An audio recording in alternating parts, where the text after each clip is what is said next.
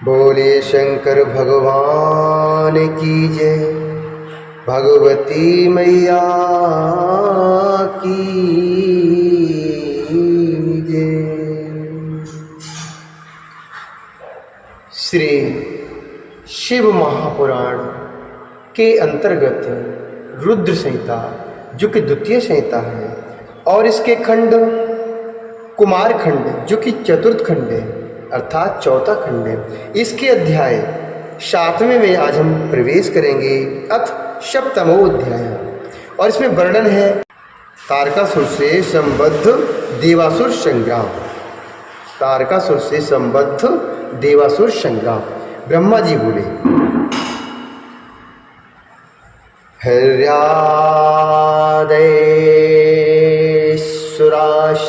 च दृष्टवा तच्चरितं विभो।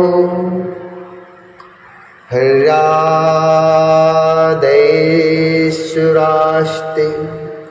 च दृष्टवा तच्चरितं विभो। सुप्रसन्ना बभूवुरे विश्वासा शक्तमानसा। सुप्रसन्ना बभूवुरे विश्वासा शक्तमानसा। वल्गन्तः कुर्वतो नादं भावितासि शवतेजसा। कुमारं ते पुरस्कृत्य तारिकं हन्तुमायुः।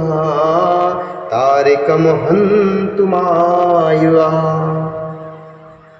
ब्रह्मा जी बोले, विभु, कार्तिकेय के इस चरित्र को देखकर विष्णु आदि देवताओं के मन में विश्वास हो गया और वे परम प्रसन्न हो गए, अर्थात बहुत प्रसन्न हो गए। शिव जी के तेज से प्रभावित होकर वे उछलते तथा सिंहनाद करते हुए कुमार को आगे कर तारकासुर का वध करने हेतु चल पड़े। महाबली तारकासुर ने भी देवताओं के उद्योग को सुनकर बड़ी सेना के साथ देवताओं से युद्ध करने के लिए शीघ्र प्रस्थान किया। देवगणों ने तारकासुर की बहुत बड़ी सेना देखकर अत्यंत बलपूर्वक सिंहनाद करते हुए उसे आश्चर्यचकित कर दिया। उसी समय ऊपर से बड़ी शीघ्रता के साथ शिवजी द्वारा प्रेरित आकाशवाणी ने समस्त विष्णु आदि देवताओं से शीघ्र कहा। आकाशवाणी बोली, हे देवगण, कुमारं च पुरस्कृत्य सुरा यूयं समुद्धता दैत्यान विज्यते संग्रामे जय नोअति भविष्यति।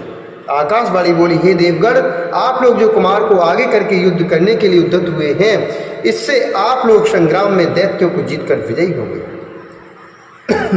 ब्रह्मा जी बोले, आकाशवाणी को सुनकर सभी देवताओं में अत्यंत उत्साह भर गया और वे वीरों की भांति गर्जना करते हुए उस समय निर्भय हो गए। इस प्रकार भय से रहित एवं युद्ध की इच्छा वाले वे सभी देवता कुमार को आगे करके महिषागर संगम पर गए।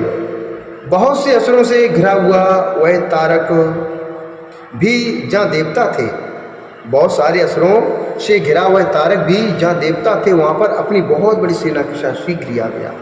उसके आने पर प्रलयकालीन बादल के समान शब्द करने वाली रणदुंदुभियाँ तथा अन्य कर्कश बाजे बजने लगे। उस समय तारकासुर के साथ रहने वाले समस्त असुर कूदते फाते हुए पाद प्रहारों से पृथ्वी को कपाने लगे और गर्जना करने लगे।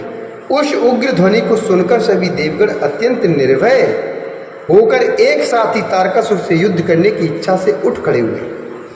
स्वयं इंद्रदेव कुमार को हाथी पर चढ़ाकर देवताओं की बहुत बड़ी सेना के साथ लोकपालों से युक्त होकर आगे आगे चलने लगे।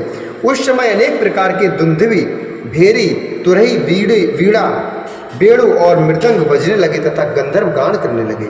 कुमार इंद्र को हाथी देखकर अनेक आश्चर्यों से युक्त तथा विविध रत्नों से जटित दूसरे यान पर सवार हो गए। उस समय सर्वगुण संपन्न महायशस्वी शंकर पुत्र कुमार कार्तिकेय विमान के ऊपर चढ़कर महाकांतिमान चामरों से बीजमान होते हुए भी अत्यंत शोभित हुए थे। उस समय प्रचेता के द्वारा दिया गया छत्र, जो अनेक रत्नों से जटित होने के कारण महाकांतिमान था तथा जिससे चंद्र किरणों के समान आभा निकल रही थी, वह कुमार के द्वारा मस्तक पर धारण किया गया था।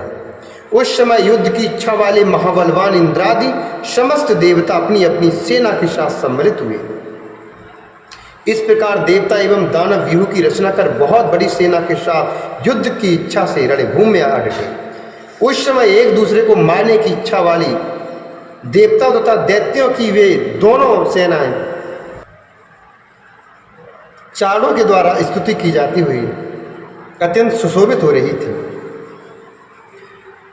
कायरों के लिए भयंकर तथा वीरों के लिए सुखद समुद्र तुल्य उनकी दोनों सेनाएं गरजने लगी।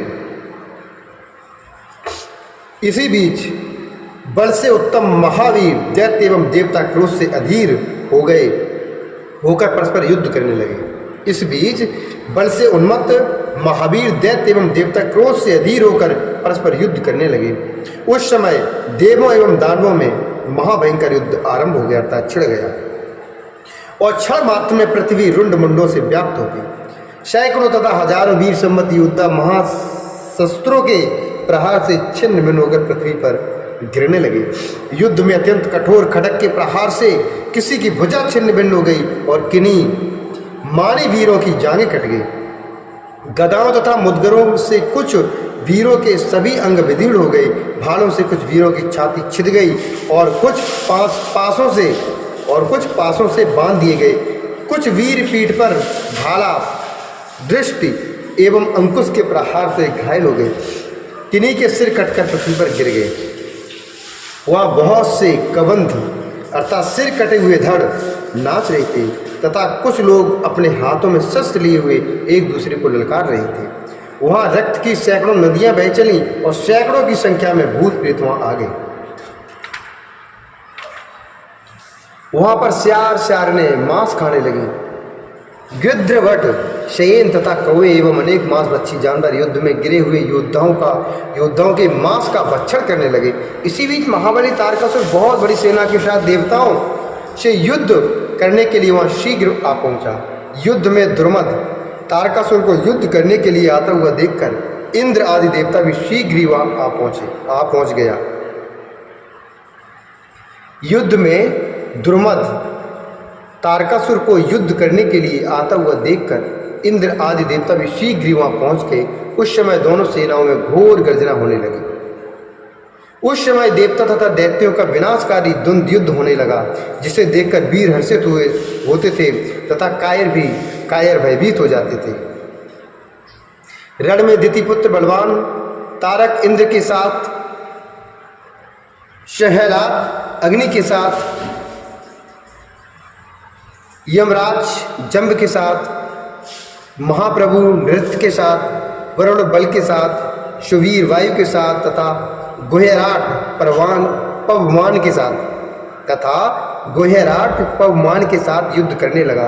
रणकुशल शंभु ईशान के साथ युद्ध करने लगा।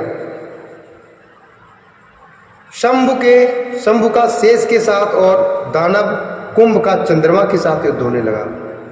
उस युद्ध में महाबली पराक्रमी तथा अनेक युद्धों में प्रवीण कुंजर मिहिर के साथ परम अस्त्रों से युद्ध करने लगा। इस प्रकार देवता तथा राक्षस अपनी अपनी सेना लेकर महान द्वंद्व युद्ध के द्वारा रणभूमि में विजय की आशा से परस्पर युद्ध करने लगे। हे मुनि, महाबली वे दैत्य तथा देवता उस देवासुर संग्राम में परस्पर स्पर्धा करते हुए एक दूसरे के लिए दुर्जय हो गए। विजय की इच्छा रखने वाले उन देवगणों तथा दानवों का घनघोर युद्ध छिड़ गया, जो मनुष्य वीरों के लिए सुखदायक तथा कायरों के लिए भयदायक था। युद्ध में घायल हुए अनेक देवता तथा दानवों के गिरने से वह रणभूमि अत्यंत भयानक हो उठी। उस समय वह कायरों के लिए अगम एवं भयंकर हो गई और मनुष्यों को प्रसन्न करने वाली हुई। इस श्री महापुराणे द्वितीयायाम रुद्र संहितायाम चतुर्थे कुमारखंडे युद्ध प्रारंभ वर्णनम नाम सप्तमोध्याय। इस प्रकार श्री महापुराण के अंतर्गत द्वितीय रुद्र संहिता के चतुर्थ कुमारखंड में युद्ध प्रारंभ वर्णन नामक 7वां अध्याय पूर्ण हुआ।